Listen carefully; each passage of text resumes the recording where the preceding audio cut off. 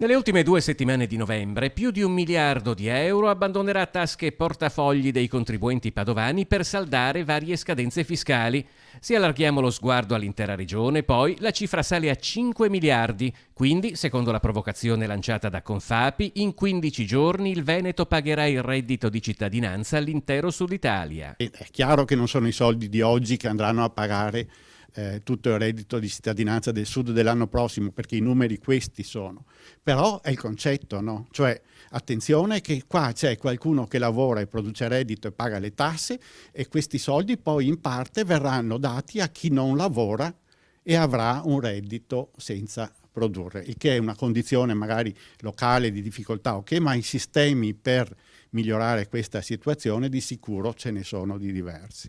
Il tour de force fiscale inizia il 16 novembre, 2 settimane in cui si condensano il versamento dell'IVA per il mese di ottobre per il terzo trimestre dell'anno, quindi il versamento delle ritenute IRPEF di dipendenti e collaboratori, e a seguire a conti IRPEF, IRES, IRAP e invio telematico del modello Uniemens. Non è solo un problema di pressione fiscale, ma anche di adempimenti burocratici. Da noi un imprenditore medio effettua in un anno 15 versamenti, 6 in più di un tedesco, 7 in più di un inglese, 9 in più di uno svedese. IRES e IRAP sono entrambe tasse sulle aziende. 2 moduli diversi, 2 tempi diversi. Perché non accorparle? E quindi l'IRES diventa una parte dell'IRAP e almeno c'è un adempimento solo con un conteggio solo da fare. Noi abbiamo vari periodi dell'anno nei quali si sommano sistemi per pagare tasse che hanno moduli diversi, destinatari diversi, modalità diverse, e questo è davvero qualche cosa che